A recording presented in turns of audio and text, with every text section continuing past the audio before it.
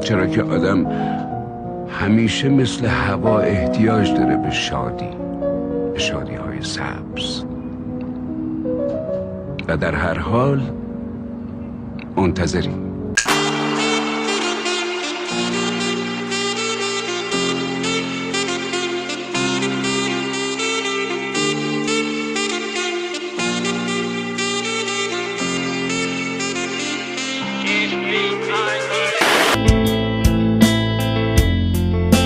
با عرض سلام و درود خدمت تک تک شما بینندگان عزیز، با چهارمین قسمت از برنامه نیم نگاه در خدمت شما عزیزان هستیم. اسپانسر این برنامه IACC Iranian American Community Center هستش که ما رو در ساخت این برنامه یاری میکنند.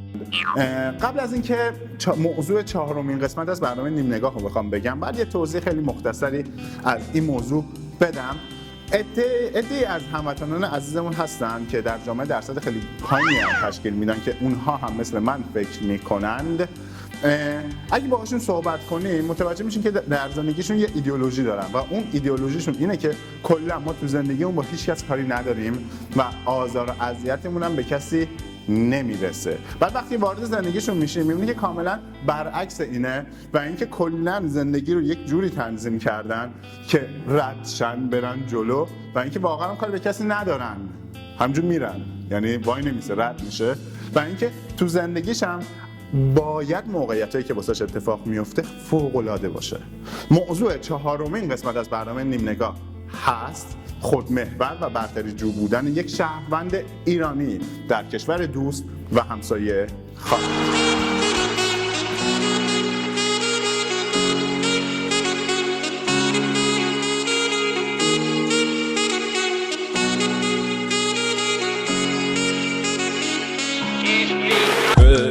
جفا سنگینی همه چیز سفید سیاه چیزی رنگینی بازم منو یه جسم لش و بیهاد دوباره رنگ پوست شده گشت. ماها یعنی من و دوستانی که مثل من فکر میکنند یک فاکتور بسیار خاص دیگه هم داریم و اون فاکتور برتری جو بودن ماست. یعنی این حس پیروزی رو ما باید در هر شرایطی با پوست و خون و گوشت خودمون احساس کنیم. به طور مثال در هر محیط کاری و یا هر شرایط هدفمند شده ما قرار بگیریم، در پایان باید شرایط به نفع ما به پایان برسه و یعنی اصلا ما نمیذاریم که اون محیط مطلوب به وجود بیاد. در جامعه خیلی راحت میتونید ما رو شناسایی کنید. معمولا ما عاشق کار گروهی هستیم، یعنی با هزار بدبختی گروه تشکیل میدیم و بعد خودمون رو در رأس اون گروه قرار میدیم و همه رو مجبور میکنیم که طبق عقاید ما رفتار کنن و وقتی که اون گروه متلاشی شد دوباره در به در به دنبال یک گروه دیگه میگردیم و همین کار هی ادامه بدیم بریم جلو. خب داخل ایران ما میدونیم که خب این دوستانی که مثل من فکر میکنن زندگی میکنن و ما هیچ روی کردی بهش نداریم که این کار درسته یا اینکه غلطه. مشکل از کجا شروع میشه؟ مشکل دوباره از این فرودگاه خارج شروع میشه. یعنی تمام این مشکلاتی که ما ایرانی‌های خارج از ایران داریم شروعش از فرودگاه خارجه. Gül baharım, güzel diyarım, ey mehriban yarım, anam Tebrizim. Bop bop bop bop bibro bibdo biro, dirire bo riba freri rabo, yo babro bo bom bom bididi.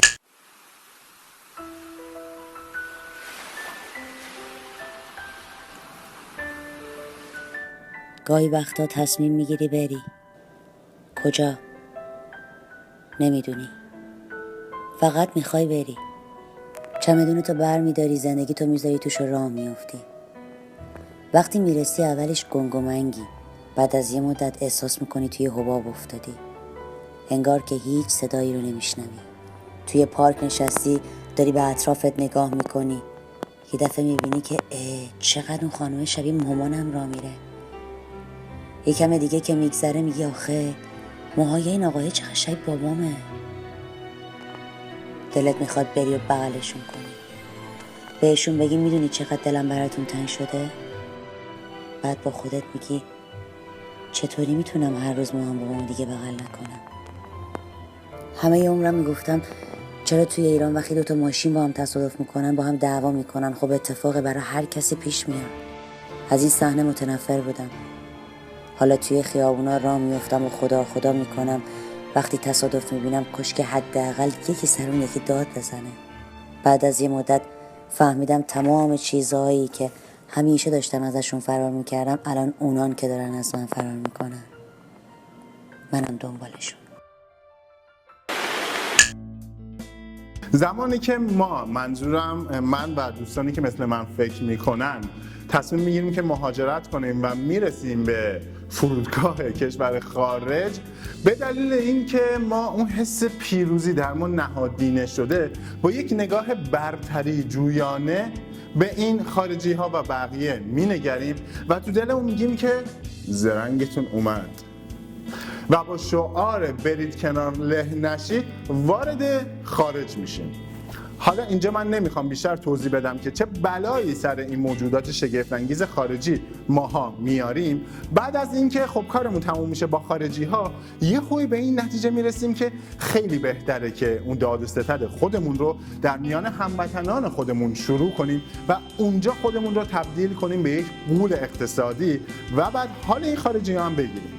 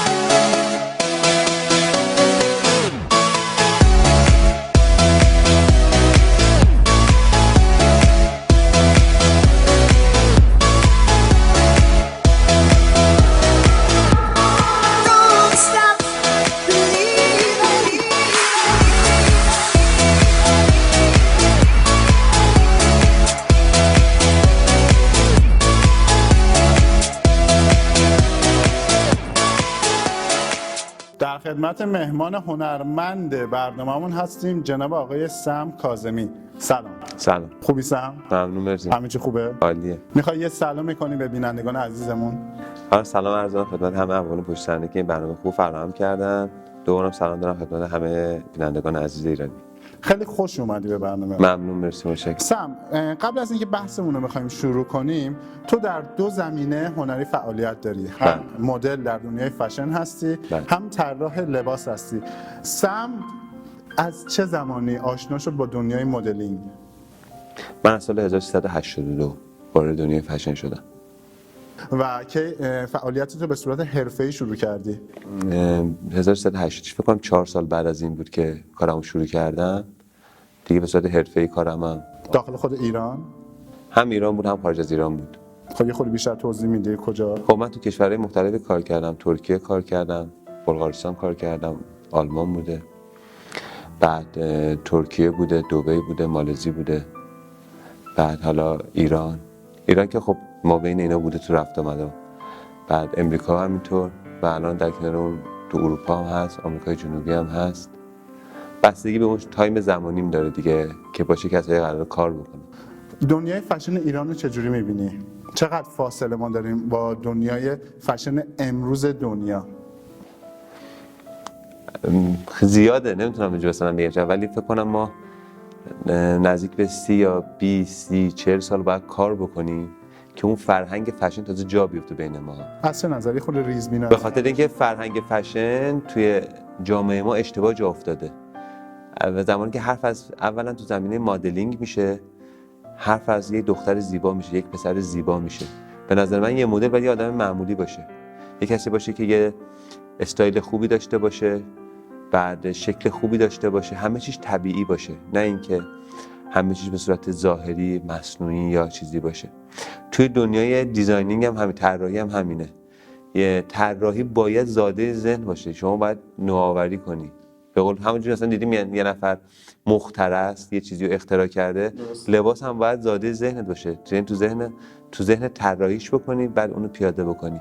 ولی خب الان قریب به اتفاق تمام طراحای ما کپی رایت میکنن، کارشون کپیه. یعنی مثلا فقط به نظرم اینه، یه دکمه رو جابجا میکنن یا یه جیب رو جابجا میکنن میشن طراح. علم مدلینگ چیه؟ علم مدلینگ کسی که باید بدونه اصلا تاریخچه فشن چیه، از کجا اومده. مثلا به نظر من که نه، واقعیت فشن دوره قجر اومده با ساتن قرمز، حسودی زن ناصرالدین شاه به شاهزاده فرانسوی. اما بچه‌های ما اصلا نمیدونن اینا چیه. فقط مدلینگ رو توی یه دونه عمل زیبایی، قد خوب، هیکل خوب، توی محیط رنگی، عکاسی، آتلیه شد فشن. و صفحه فیسبوک. عرضم به خدمتت که میخوام از حمایت هایی که شدی و نشدی بیشتر صحبت کنیم. اول یک توضیحی در این رابطه بده تا ما ادامه بدیم بحث. حمایت خب نشدیم. اگه بگم شدن که دروغه. حمایت نشدم، ولی از جامعه خارجی حمایت شدم، جامعه ایرانی نه. بعد الانم خب بیشتر حمایتام تو صفحات هم بیشتر از دنیای شرق. اگه بگیم یه کره رو تبدیل به نیم کره غرب و شرق بکنیم، یعنی از کشورهای همجوار خودمون، هند، پاکستان، دبی، ترکیه بیشتر حمایت میشم تا ایرانیای خودمون. خب من تمرکز رو میخوام بیارم روی جامعه کوچیک ایرانیای خارج از کشور و ایرانیایی که حالا توی واشنگتن دی سی و همین حوالی داریم زندگی میکنیم. سم به عنوان یک هنرمند چه انتظاری داره از جامعه کوچیک ایرانی ها، مردم عام، و چه انتظاری داره از هنرمندانی که حالا ساکن این ایالت هستن و به صورت کلی یک هنرمند چجوری میتونه یک هنرمند دیگر رو حمایت کنه و مردم عام به چه صورت میتونن از هنرمندشون حمایت کنن؟ اما توقع زیادی از ایرانیای حالا خارج از ایران ندارن، به خاطر اینکه جامعه ما توی خارج از ایران خیلی جامعه کوچیکه. ولی خب یه مقدار متمدن‌تر نسبت به جامعه هنری برخورد کنیم، نه کلا درباره فشن، درباره همه چی، خوانندگی، بازیگری، نقاشی، مجسمه سازی، طراحی لباس، فشن، خیلی چیزای دیگه. هر چیزی میتونه تو رشته خوش اینو هنر باشه دیگه، پس نباید اجازه بدیم نسبت به هنرهای دیگه توهین بکنیم. بعد خب این هم که از قدیم بوده دیگه، جامعه ایرانی هیچ وقت چه داخل چه خارج وقت مورد حمایت هم دیگه نبودن. خب دلیلش چی بوده؟ دلیلش خیلی قدیمیه، منم اون دوره نبودم. من دوست دارم که سم که الان داره تو این دوره زندگی میکنه و تو همین دوره هم داری فعالیت میکنی توی همین زمینه کاری که داری، چه انتظاری از من به طور مثال، من یکی از طرفدارای تو هستم، چه انتظاری از من داری؟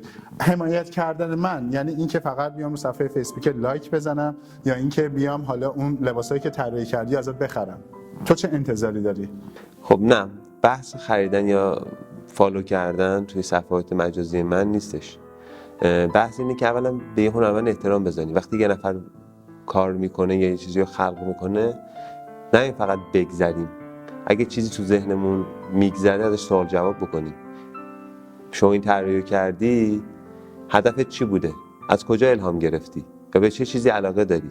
یا اگه توی یه جامعه ایرانی هستی و قراره یه برنامه یه جا معرفی بشه، شما میتونی هنرمنداتو به بقیه معرفی بکنی. اما چه اتفاقی نمیفته. مثل خوانندگی مثلا میمونه، شما مثلا بخوای یه دونه خواننده خوب از غرب امریکا بیا شرق امریکا کنسرت بذاره، شما میخوای خوش کانتاکت بگیری. یا من نوعی که میخوام براش لباس طراحی بکنم، من باید از به قول خودمون از 7 نفر 8 نفر بگذرم تازه به خواننده برسم که آخرشم نمیرسم. خودت یه همچین تجربه‌ای داشتی؟ زیاد.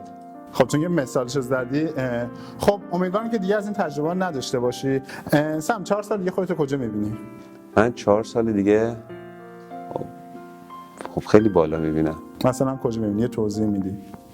خب خوشبختانه که الان خب چند تا آفر دارم به عنوان هیئت جوری ایسترن یوروپ، بعد همچنین آکادمی فشن ترکیه، دبی، آمریکای جنوبی، بعد برای اروپا دعوت شدم همینطور. ولی بیشتر خودم رو بخوام جای ببینم بیشتر به عنوان من آرزوم اینه که استاد بشم تو این زمینه و طراحی رو انجام خواهم داد تا آخر عمرم، ولی فکر کنم تو پله‌ای ببینم که شاگردای زیادی از من یاد بکنن در آینده، بگن که ما شاگرد، حالا نمیگم تو همین 4 سال همین اتفاقا قرار بیفته یا نه؟ در آینده نزدیک دور، نه چندان دور، نزدیک. بله. خیلی ممنونم سم که تشریف آوردی به برنامه خودت. از طرف اسپانسر برنامه یک هدیه بسیار بسیار ناقابل برای شما تدارک داده شده خدمت شما. امیدوارم که همیشه به یاد این برنامه باشیم. امیدوارم که از هنرمندانمون اونجوری که لایقشون هستش حمایت کنیم. سم اون دوربین 1 دقیقه در اختیارته، اگر هر صحبتی یا در دلی داری که بخوای حالا بگی میتونی به دوربین بگی. من هم به شما میگم هم به همه کسایی که قراره این برنامه رو ببینن. بعد مخاطبم من بیشتر بازیگرای داخل ایرانه. زمانی که قراره ما با هم کار بکنیم، ما بچه‌هایی که اینجا کار میکنیم یا بچه‌هایی که طراحی انجام میدیم، ما آدم فضایی نیستیم. به خاطر اینکه ازمون میترسن با ما کار بکنن. حالا با توجه به شرایط کاری که دارن میکنن، از طریق خب شمارهایی که از هم دیگه داریم با هم در تماس هستیم. ما هدفمون یعنی حمایت کردن از هنرمنداست و امیدوارم که هر جای دنیا که هستیم فرق نمیکنه چه داخل چه خارج. من نمیگم من هنرمندم، ولی سعی میکنم که یه هنرمند باشم. امیدوارم که از همدیگه حمایت بکنیم. امریکایی و اروپایی و ایرانی و خارجی نداریم، هممون ایرانی. فقط یاد بگیریم که از همدیگه حمایت بکنیم، همین. و بی احترامی هم نکنیم لطفا. خیلی ممنونم. بریم یه بخش ببینیم، برمیگردیم. من در خدمتتون هستم. احساس من به تو لطیفه مثل حباب، نمیخوام بیارم به زبان، بهتره که بره به باد. عمق این عشق من به تو از قدر دریا، دل من به تو بنده مثل جون ماهی به آب.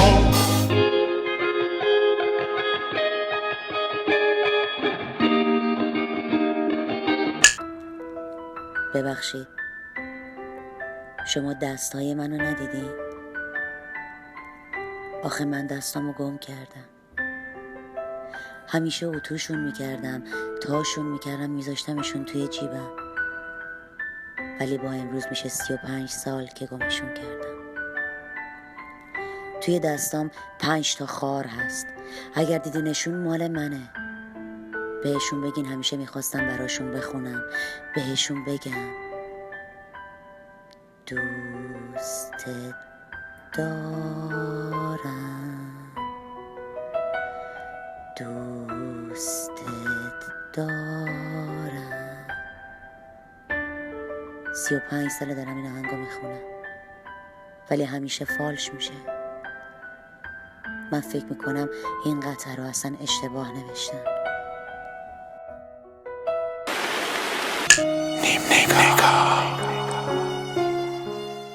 همه ما میدونیم که خب ایرانی خارج از ایران یک جامعه خیلی کوچولو دارن و همه مهربونن، همه دوراندیش، با تفکر.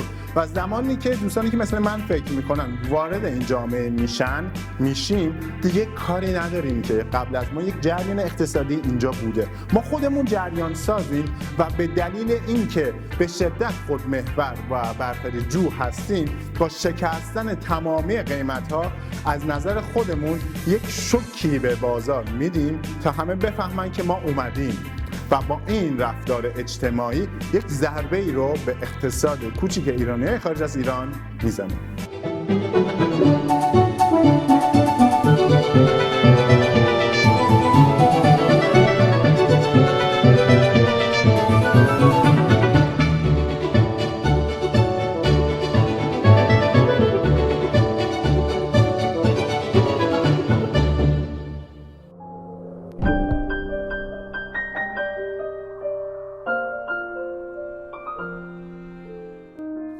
نیما مظهری مربی ورزش‌های رزمی.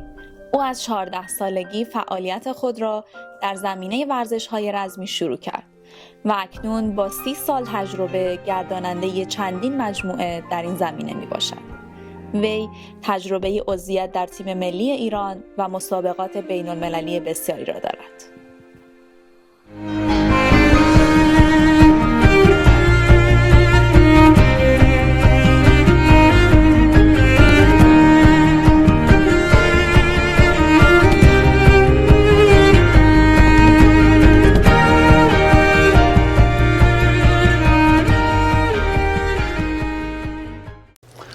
عرض سلام در خدمت مهمان محترم برنامه هستین جناب آقای نیما مظهری. خیلی خوش اومدید و خیلی ممنونم که اجازه دادید با شما یه اینترویو داشته باشیم. خیلی ممنون از شما که تشریف آوردین اینجا و سلام میکنم خدمت دوستان عزیز. خیلی ممنونم. با اجازهتون من شما رو به اسم کوچیک صدا میکنم آقا نیما. یک توضیحی در مورد کارتون و خودتون به بینندگان عزیزمون میشه بدید لطفاً؟ من خدمتتون عرض شود که مربی ورزش‌های رزمی هستم و وقتی 14 سالم بود این کار شروع کردم به عنوان یه دانش آموز در این ورزش و مدت 30 سال هستش که تو این کار هستم و اول خب توی ایران شروع کردم این کار و کم کم یه تاثیر بسیار خوبی رو من گذاشت روی اعتماد به نفس و همه چی. یه موفقیتایی توی این ورزش کم کم کسب کردم. مسابقه ایران مقام آوردم، اول شدم سال 1375 تو ایران، بعد عضو تیم ملی بودم و اینا. بعد از این طریق تونستم به کشورهای دیگه برم و برای مسابقه و برای سمینار و کم کم سر از آمریکا در آوردم. سال 96 اومدم اینجا برای مسابقه بزرگی که اون موقع به نام ساواکی چالش که خیلی بزرگ بود و توی کانال پیپر ویو تیوی پخش شده بود. اومدم سال 96. از اینجا خیلی خوشم اومد. وقتی برگشتم ایران، وقتی که دانشگاه درسم تموم شد، تصمیم گرفتم که برگردم. سال 97 اومدم اینجا و دوباره تمام مسابقات شرکت کردم چند سال و که در شهر دنور بود، دنور کلرادو، و دوست داشتم که این رشته رو درس بدم چون خیلی روی من تاثیر خیلی خوبی گذاشت. گفتم که خیلی خوبه که همینو بتونم به نسل دیگه انتقال بدم و اومدم جایی که این رشته اصلا نبود. اومدم قسمت ویرجینیا واشنگتن چون در از پایتخت آمریکاست و کارم اینجا شروع کردم و اول خب سخت بود، جای مختلف کار کردم و بعد یه باشگاهی منو استخدام کرد. 2 سال اونجا کار کردم و بعد اولین باشگاه خودم رو اینجا باز کردم سال 2000.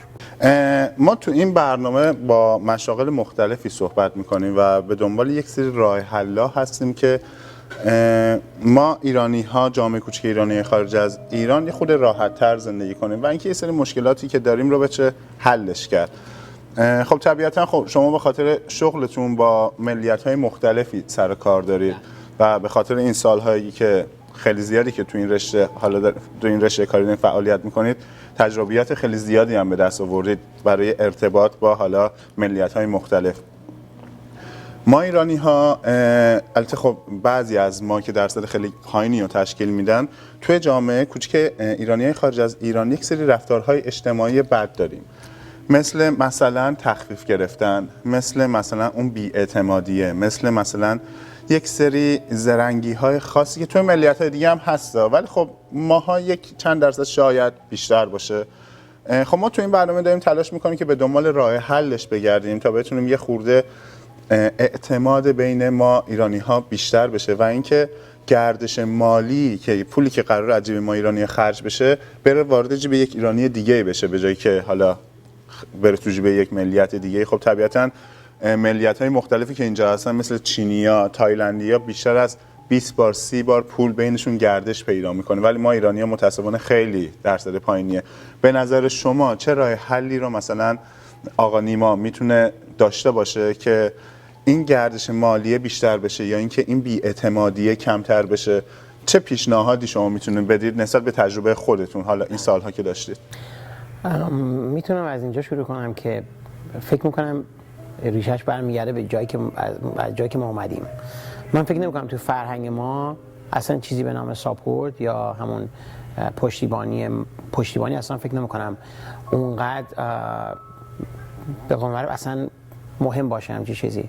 من یه شاگرد من خب اینجا که درس میدم ژاپنی خیلی میان اینجا تمرین اینا، کشورهای مختلف میان، کره، ژاپن، چین.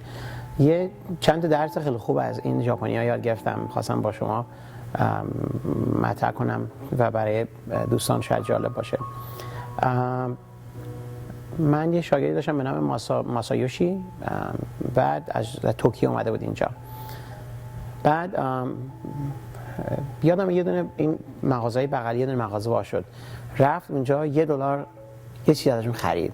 گفت توی کالچر ما، توی فرهنگ ما ژاپنیا، هر کسی یه دونه مغازه وا بکنه تو فرهنگمونه، هر ژاپنی که اونجا رد بشه میره $1 حداقل یه چیزی میخره که مثلا ساپورت بکنه. من فکر نمی‌کنم مثلا همچین چیزی ما اصلا توی فرهنگمون بوده باشه و کسی اصلا به کسی دیگه یاد داده باشه. و فکر میکنم ریشه خب دو طرف است، یعنی یه قسمتش برمیگرده به جایی که ما اومدیم و اگه توی فرهنگمون نیومده باشه خب نداریم. حالا میایم این طرف، حالا آیا میتونیم از دیگران یاد بگیریم یا نمیتونیم از دیگران یاد بگیریم؟ خب این خیلی خیلی مهمه و فکر میکنم این میدونین سوالی که کردین خیلی کلیه، متوجهم. ولی میتونم بگم که این علت اگر که ما بیایم اینجا یاد بگیریم، بخوایم مثلا من بخوام ایرانی‌ها رو ساپورت بکنم و دوست دارم مثلا همیشه باهاشون بیزنس بکنم، بعضی وقتا میتونه برای من گرون هم تموم بشه. مثلا من دیدم و شنیدم یه چیزی که مثلا ما خب 2 دسته ایرانی داریم اینجا، ایرانی‌ها هستن اینجا که خیلی موفقن و کارشون خیلی خوب انجام میدن، خیلی روی کارشون به قول معروف ددیکیشن دارن، بله، و واقعا روی کارشون ایمان دارن و کارشون با جون و دل انجام میدن و اگر من برم پیش همچین شخصی میدونم که کارم به نحوه خوب انجام میشه. ولی از یه طرف مثلا بعضی وقتا هم شما مثلا میرین یه کاری رو به یه شخصی واگذار میکنین که از کشور خودتون هستش ولی متاسفانه اون دقت کار رو نداره و شما مثلا مقایسه میکنین. مثلا میگم این اصلا یه به قول معروف یه اصطلاح متداولی هستش، مثلا میگن که ما توی ایران مثلا یه ماشین رو مثلا 4 تا پیش داره، 3 تاشو میبندیم، آخریشو نمیبندیم، میگیم با 3 تا کار میکنه. بعد اینجا هم که میایم مثلا با همون طرز فکر میایم، با همین طرز فکر میایم. مثلا من یک کار مثلا میگم برم پیش مکانیک، آدم بعضی وقتا میترسه، مثلا میگه دوباره مثلا یا یه بار میری بعد دیگه نمیری، میبینی چون هر دفعه رفتی دوباره ماشین دوباره خراب شد، دوباره برگشتی. و خب به نظر من ما اگر بتونیم یاد بگیریم که این کیفیت کار خودمون رو بریم بالا، مهمترین مشکلمون حل میشه. به نظر من اگر من اینقدر کیفیت کارم بالا باشه که یه هموطن من ببینه که من بهتر از بقیه کار میکنم، من فکر نمیکنم جای دیگه برن. و به نظر من مهمترین چیز همین کیفیت کار هستش. 2 تا مسئله رو اشاره کردید. یکی این که خب توی گذشته تو تاریخ ما ایرانی ها صحبتتون درسته، من نمیخوام ردشون کنم، شاید فراموش شده اون حالا اون نکته‌ای که اشاره کردید، چون اینو ما هممون میدونیم که ما تاریخ خیلی خیلی خیلی گسترده‌ای داریم و خیلی اتفاقهای خوبی افتاده توی تاریخ ما. و گزینه دوم اشاره کردید تخصص نداشتن یک کاری، این موضوعی که اشاره کردید و مهمون‌های قبلی این برنامه هم بهشون اشاره کردن، یعنی واقعا یه دغدغه است انگار که به طور مثال من مثلا میرم وارد یه شغلی میشم که تخصصشو ندارم، ولی خب اون اجباره، اون داستان حالا از کشور خودم اومدم بیرون به هر دلیلی و دنبال کار دارم میگردم، این تخصص نداشتنه باعث میشه که به طور مثال شمایی که میایین حالا ماشینتون میشه من درست کنید، حالا 1 بار به خاطر هموطن بودن میگید حالا اشکال نداره، 2 بار، ولی بار سوم میبینید که نداری ضرر میکنی و این ضرر باعث میشه که خب نرید یه تجربه بدید مثلا بری پیش چینیه یا هر ملیت دیگه ای. یکی دیگه از گزینه‌هایی هم که دوستان حالا اشاره کردن این بوده که خب زمانی که ما توی ایران هستیم به علت اینکه خب تعدادمون خیلی زیاده، بالاخره از بین 70 میلیون نفر ما اون 10 نفر رو پیدا میکنیم که طرز فکرشون، نوع زندگیشون، همه چیزشون شبیه ما باشه. ولی وقتی میایم خارج از ایران، اون جامعه انقدر کوچیکه که ما ناخواسته هر چقدر به خودمون بگیم که ما نمیخوایم با ملیت ایران، با هموطنان خودمون ارتباط برقرار کنیم، ولی این اتفاق میفته. چون مجبوریم. این یک چیزیه که اصلا اتفاق میفته، نمیتونیم ازش فرار کنیم. بعد چون که اینجا خیلی کوچیکه، از هر طرز فکر مختلفی وجود داره و ما باید باشون ارتباط برقرار کنیم و این باعث میشه که ما خیلی گاهی وقتا یک سری کارهای انجام بدیم. بتونه مثلا من یک کاری انجام میدم که شما میرنجید. شما اینو تجربه کردید؟ بله، نکته خیلی خوبی رو اشاره کردین. من یادم وقتی که 24 سالم بود رفتم به کشور دانمارک و سنم کم بود اونجا و یه مدت کوتاهی اونجا بودم، مثلا فکر کنین مثلا 6 ماه 7 ماه. وقتی برگشتم تفاوت‌های فرهنگی رو میتونستم ببینم و هی هر روز با خودم مقایسه میکردم و این آزارم میداد. به یه جایی رسیده بودش که دیگه نمیتونستم تحمل کنم، میدونین اصلا صبرم کم شده بود. برای همین من و تصمیم گرفتم که حتی رفتم با دوستانم، با حتی دکتر روانشناس مطرح کردم، گفتم من برام خیلی بیتاب شدم و اینا. گفت شما در حقیقت تفاوت‌های فرهنگی رو هی با هم مقایسه می‌کنید و نمی‌دونی به کدوم طرف تعلق داری. باید به یه طرف خودتو تمایل باید به یه طرف باشه و من تصمیم گرفتم که به قول معروف بیام این طرف دیگه، اونجا تو ایران زندگی نکنم. و وقتی که نکته که می‌خواستم عرض کنم این بودش که وقتی که ما مقایسه می‌کنیم، وقتی میایم اینجا توی آمریکا میایم مقایسه می‌کنیم، اون موقع ما همه چیز رو با مقایسه می‌فهمیم. شما قدتون بلنده، چرا؟ چون من قدم کوتاهه. این رنگ سفیده، چون اون رنگ مثلا قرمزه. و شروع می‌کنیم مقایسه کردن و درکمون از روی مقایسه است. و میایم اینجا شروع می‌کنیم مقایسه کردن و رفتارهای بدمون و رفتارهای خوبمون رو میتونیم از هم دیگه تشخیص بدیم. و بعد وقتی که اینجا هی اون رفتارها رو میبینیم که هی اتفاق میفته، یه مقدار روشون حساسیت پیدا میکنیم. و بعد مثلا وقتی این با دوستانمون مثلا اینجا پیش میاد، مثلا برخورد میکنیم و صحبت میکنیم اینا، همیشه اون نقاطی که حساسیت داریم بهشون، اون چیزا میزنه بالا و باعث دلرنجی و ناراحتی و اینها میشه.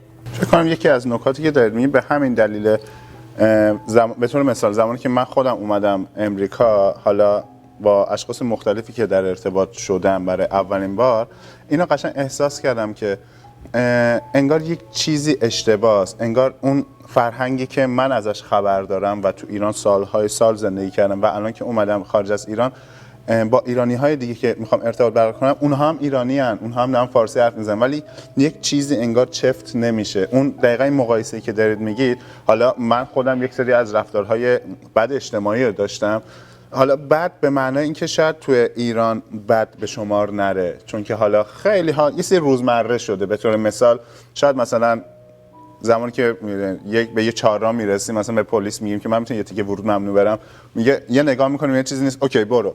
این توی ایران قانون شکنی حساب نمیشه، میدونی جا افتاده، درسته، ولی اینجا این اصلا امکان نداره. هم اصلا بگی همه نگات میکنن، مگه اتفاق میشه اصلا. این تجربه رو که خودم داشتم قشنگ این مقایسه رو احساس کردم. فکر کنم همه کسایی که میان حالا امریکا یا کلا مهاجرت میکنن به هر دلیلی توی کشور دیگه زندگی کنن، این تفاوت‌ها رو کاملا میتونن احساس کنن که چه اتفاقی داره میفته. کاملا درست میگین. بله. در صورت خیلی من از شما ممنونم که وقت گذاشتید. میدونم که سایتون خیلی شلوغه آقا نیما، بالاخره 4 تا باشگاه داشتن بود، یه سری آدم‌ها گیج میکنه. در اصل خیلی صحبت‌های خوبی کردید، واقعا خیلی ازتون ممنونم. صحبت‌هایی کردید که واقعا دلی بود و من که خیلی یاد گرفتم. امیدوارم که بینندگانمون هم قبول کنن این صحبت‌ها رو که 100% قبول میکنن. اگر صحبت چیزی در حالا دارید تو این قسمت پایانی، 1 دقیقه اون دوربین در اختیارتونه. اگه صحبت چیزی دارید اگه 2 دقیقه بشه اشکال داره، 3 دقیقه هم میشه، اصلا اشکال نداره. اولا که خیلی ممنون از این که به قول معروف وقت گذاشتین و دستتون رو یه موضوع خیلی مهم گذاشتین و به نظر من این آگاهی که میتونیم به اجتماع بدین میتونه یه کمکی بکنه که حداقل ما اینجا بتونیم بیشتر همدیگه رو ساپورت بکنیم و بیشتر به همدیگه اعتماد بکنیم. و باز میخواستم یکی از این تجربیات خوبم رو با دوستان مطرح بکنم. من یه شاگرد ژاپنی بازم داشتم که اومده بودن آمریکا و توی آمریکا توی واشنگتن دی سی یه کلاس درس و اینا برداشته بودن و انگلیسی یاد میگرفتن برای کار قانونی و اینها. بعد ایشون اینجا کار نمیکرد. بعد همیشه می اومد و تمرین همیشه منظم مرتب. این یه مدت که اومد، بعد از این مدت من حقیقتش دلم نمیخواست که ازش شهریه بگیرم، چون دیدم که میدونی اینجا کار نمیکنه و میدونی که چقدر خرجه اینجا خیلی بالاست. همیشه پیش خودم میگفتم چجوری مثلا میتونه اصلا اینجا امرار معاش بکنه اینجا. همیشه برام یه روز رفتم بهش گفتم که من دیگه میخوام از این بعد ازت شهریه نگیرم، تو بیا مثلا یه ذره فقط به من کمک کن. بعد یه ذره ناراحت شد از دست من، هیچی نگفت، به من رفت و فرداش اومد با من میخواست صحبت بکنه. گفت استاد میشه من باهاتون خصوصی صحبت بکنم؟ گفتم چرا؟ گفت باهاتون یه چیز مهمی بود میخواستم باهاتون مطرح کنم. بعد گفتم اوکی. رفتم توی آفیس و بعد توی آفیس میدونم به من چی گفت؟ به من گفتش که میشه ازتون معذرت میخوام ولی میشه اجازه بدین که من شهریه‌مو هر ماه پرداخت کنم.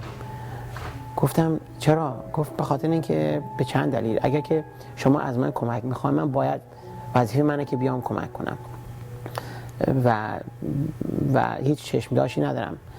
ولی من فکر میکردم که داشتم پیش خودم فکر میکردم که من بعضی وقتا میرم این بار بغل دستیمون مشروب میخورم و اگر من از شهریه باشگاه بزنم و از پول مشروبم نزنم خودم خجالت میشم. ترجیح میدم که از مشروب خوردنم بزنم و ولی شهریه باشگاهمو بدم. و اگه خیلی من تاثیر قرار گرفتم، خیلی قشنگ توضیح داد و من متوجه شدم و به نظر من واقعا ما خیلی بیشتر از این باید به هم دیگه کمک بکنیم، ولی باید اون اعتماد رو در ما به وجود بیاد و شما دقیقاً روی این مسئله دارین کار میکنین و امیدوارم که این مثمر ثمر باشه و دیگران به قول معروف همه به هم دیگه کمک بکنیم و بتونیم این نقاط ضعف رو در خودمون برطرف کنیم که بتونیم با هم دیگه بیشتر کار کنیم. خیلی ممنونم از این خاطره که تعریف کردید. 100% ما می‌خوایم تلاش کنیم که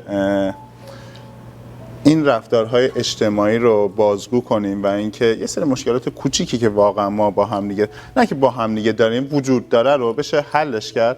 و گفتنیه که باید واقعا من تشکر کنم از اسپانسر این برنامه IACC که واقعا اونها ما رو ساپورت کردن که ما این برنامه رو بخوایم درست کنیم و در مورد این مسائل صحبت کنیم. در صورت خیلی ازتون ممنونم آقا نیما.